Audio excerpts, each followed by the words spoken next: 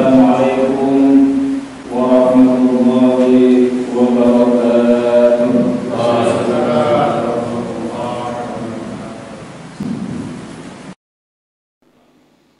Allahu Akbar, Allahu Akbar, La ilaha illallah.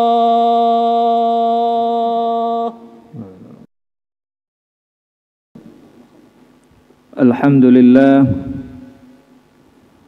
alhamdulillahi ala ni'matil iman wal islam. Alhamdulillahilladzi hadana lihada wa ma kunna linahtadiya laula an hadana Allah.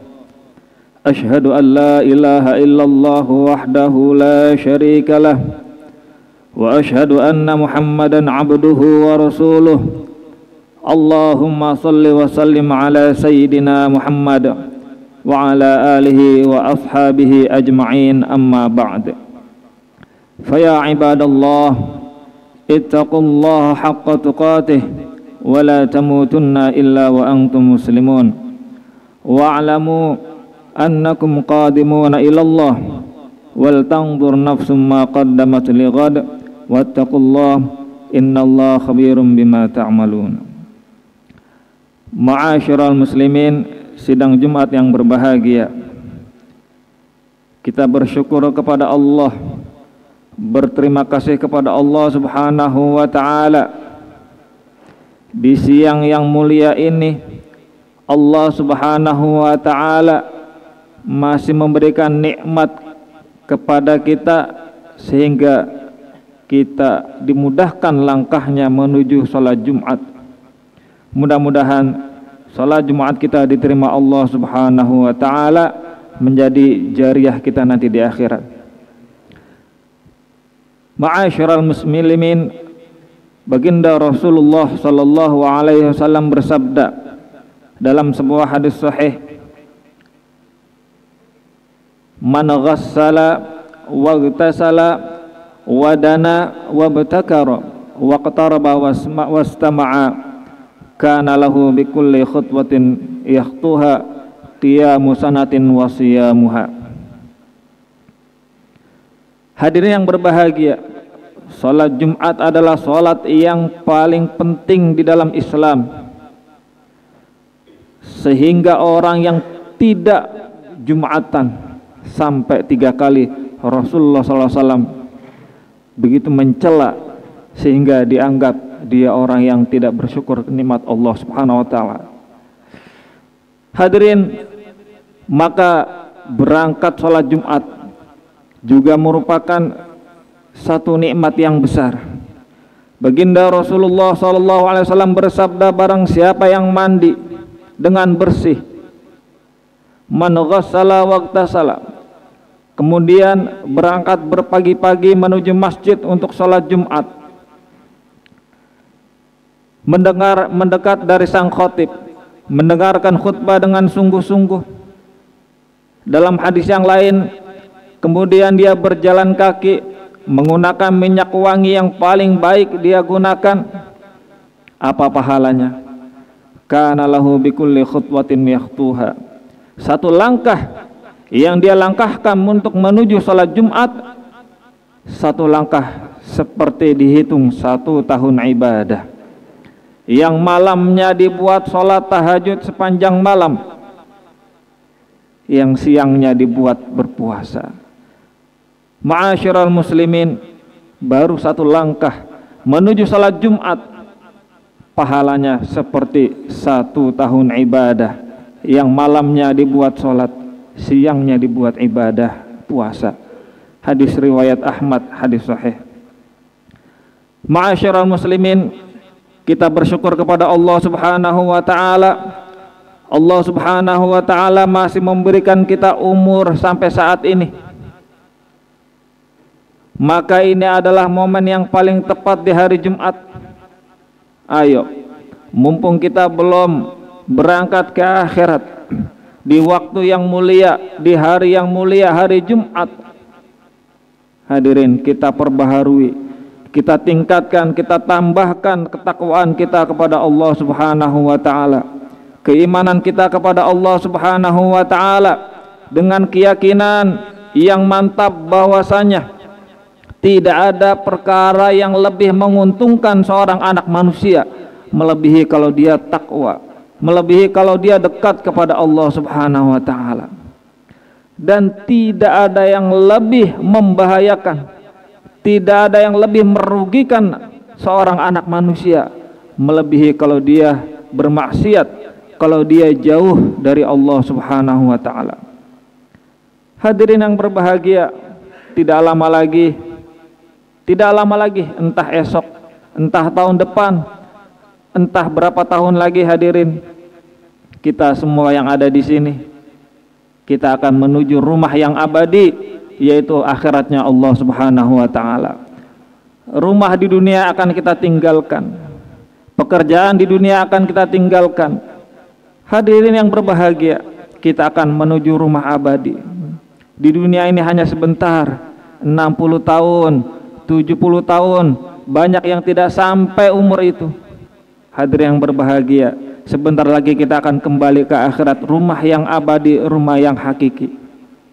Ulama katakan, seandainya seluruh kenikmatan di dunia dikumpulkan menjadi satu, mulai zaman Nabi Adam sampai hari kiamat, itu belum ada 1% dibanding dengan kenikmatan di surga.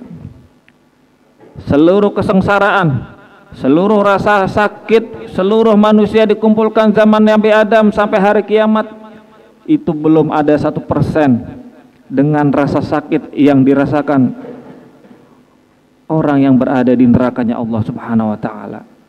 Seluruh kecantikan wanita mulai zaman Nabi Adam dikumpulkan sampai hari kiamat, belum membandingi satu kecantikan bidadari di surga. Maka hadirin, kita sabar-sabarkan hidup kita di dunia demi kehidupan kita nanti di akhiratnya Allah Subhanahu wa taala. Maka mumpung kita masih di dunia, kita perbaiki amal kita. Yang pertama, kita perbaiki keimanan kita kepada Allah Subhanahu wa taala. Iman adalah syarat mutlak kita untuk menuju sowan kepada Allah Subhanahu wa taala. Bagaimana kita mengenal Allah? Keyakinan kepada Allah Subhanahu wa taala, Allah yang menciptakan kita, yang memelihara kita, yang memberi rezeki kita. Hadirin yang berbahagia, Allah Subhanahu wa taala yang menggerakkan semua, bahkan gerakan hati kita pun digerakkan Allah Subhanahu wa taala. Cara mengenal Allah bagaimana? Adalah dengan mengenal sifat 20 yang dirangkum oleh para ulama. Hadirin yang kedua, mumpung masih di dunia, ayo kita jaga sholat. Jangan sampai kita tidak sholat. Seburuk apapun kita, sejahat apapun kita, jangan kita tinggalkan sholat. Karena sholat adalah satu-satunya amalan yang menentukan baik buruknya nasib kita nanti di akhirat. Awwalu ma yuhasabu bihil abdu yaumal qiyamati shalah. Yang pertama kali dihisab pada hari kiamat adalah sholat. Kalau sholatnya baik, seluruh amalannya baik. Jangan kita tinggalkan sholat. Dalam sebuah hadis baginda Rasul sallallahu alaihi wasallam bersabda, "Man taraka sholata hatta madha waqtuha udziba fin nari hukban." Barang siapa yang meninggalkan satu sholat sampai lewat waktunya, bukan tidak mengerjakan, dia masih sholat tetapi di luar waktunya, hadirin, udziba fin nari hukban, dia akan disiksa di neraka. Na'udzubillah. Satu hukum itu 80 tahun akhirat. Satu hari akhirat adalah 1000 tahun dunia. Berarti berapa lamanya kalau meninggalkan satu sholat, padahal itu diqadha, dikerjakan, tapi di luar waktunya, dia akan disiksa 28 juta tahun umur dunia. Na'udzubillah min dzalik. Hadirin yang berbahagia, kita jaga sholat-sholat sunnah kita jaga qobliyah subuh. Rasulullah SAW tidak pernah meninggalkan qobliyah subuh. Beliau bersabda, rakaat subhi khairum minad dunya wa ma fiha. Masya Allah, 2 rakaat qabliyah subuh ini harganya lebih mahal daripada seluruh dunia dengan segala isinya. Masya Allah. Hadirin, 2 rakaat qabliyah subuh, kalau nanti kita di akhirat di surga, kita baru tahu harganya, ternyata lebih mahal daripada uang setumpuk dunia ini. Masya Allah. Kita jaga ba'diyah isya. Biasanya kita mengerjakan 2 rakaat ditambahin 4 rakaat. Baginda Rasul sallallahu alaihi wasallam bersabda dalam kitab Majarabih riwayat Abi Syaibah, man shallal isya fi jama'atin, barang siapa yang salat isya dengan berjamaah, wa shalla ba'daha 4 rakaatin, kemudian salat sunnah setelahnya 4 rakaat, qabla ay yakhruja minal masjid, sebelum dia keluar dari masjid, kana ka'idil lailatul qadri, pahalanya seperti dia salat di malam Lailatul Qadar. Caranya bagaimana? Boleh 2 rakaat ba'diyah isya, 2 rakaatnya witir, tambahin 1 lagi 5, atau 2 rakaatnya sholat hajat atau sholat taubat. Nah, yang penting 4 rakaat ba'dal isya. Ma'asyiral muslimin, kita punya anak, kita didik anak kita ajari dengan Al-Quran, kita ajari pendidikan agama. Dalam kitab Syekh Fakhruddin Ar-Razi, dalam tafsir Ar-Razi, beliau menceritakan dulu ada seorang ayah yang ahli maksiat meninggal dunia karena dia banyak berbuat maksiat. Semua maksiat sudah dia kerjakan, dia pun disiksa oleh Allah Subhanahu wa taala. Nauzubillah, disiksa selama bertahun-tahun. Dikubur. Ketika meninggal, kebetulan beliau meninggalkan seorang istri yang sedang hamil. Lahirlah seorang anak. Ketika anaknya kecil, mulai anaknya masuk pengajian, ngaji. Baru anaknya membaca Bismillahirrahmanirrahim, maka malaikat berfirman, Allah SWT berfirman, wahai malaikat, hentikan, jangan disiksa itu ayah. Aku tidak rela, aku tidak tega melihat seorang ayah yang disiksa sedangkan anaknya membaca kalamku. Aku tidak tega melihat seorang ayah yang disiksa sedangkan anaknya belajar kalamku. Masya Allah. Ma'asyiral muslimin, kita jaga hubungan baik dengan seluruh orang Islam, apapun partainya, apapun golongannya, apapun pangkatnya. Selagi masih ada la ilaha illallah Muhammadur Rasulullah di dalam dadanya, di dalam hatinya, dia adalah saudara Islam kita. Dialah yang akan mensyafaati kita di akhirat. Seorang sahabat, Sayyidina Ibnu Mas'ud, pernah ketika mau doa bareng, beliau mengusir, pergi dari sini. Orang yang masih bertengkar dengan saudara Islamnya, orang yang bermusuhan dengan saudara Islamnya, tolong pergi dari sini, saya mau doa. Kenapa? Kata beliau, karena doa itu tidak diterima kalau di situ ada orang Islam yang masih bertengkar dengan saudara Islamnya. Ma'asyiral muslimin, wabil khusus, terutama hubungan kita kepada kedua orang tua kita jaga, karena orang tua dengan berkhidmat, dengan berbakti kepada orang tua adalah jalan tercepat untuk menuju surga. Baginda Rasul sallallahu alaihi wasallam bersabda dalam hadis yang panjang, dalam potongan hadis ba'uda, man adraka abawaihi au ahadahumal kibara falam yudkhilahul jannah. Celaka, kata baginda Rasul, orang yang menjumpai kedua orang tuanya yang sudah tua kok sampai tidak bisa memasukkan dia ke dalam surga. Rasulullah SAW sangat kecewa. Rasulullah SAW sangat tidak suka, jauh dari rahmat Allah. Celaka orang yang masih mempunyai kedua orang tua atau salah satunya yang sudah tua kok sampai tidak bisa memasukkannya ke dalam surga. Dalam hadis lain, baginda Rasul sallallahu alaihi wasallam bersabda, Ma min rajulin yanzuru ila ummiha rahmatan laha. Tidak ada seorang laki-laki yang melihat ke wajah ibunya dengan perasaan sayang, dengan perasaan cinta, dengan perasaan kasih. Kanat lahu biha hajjatan maqbulatan mabrurah.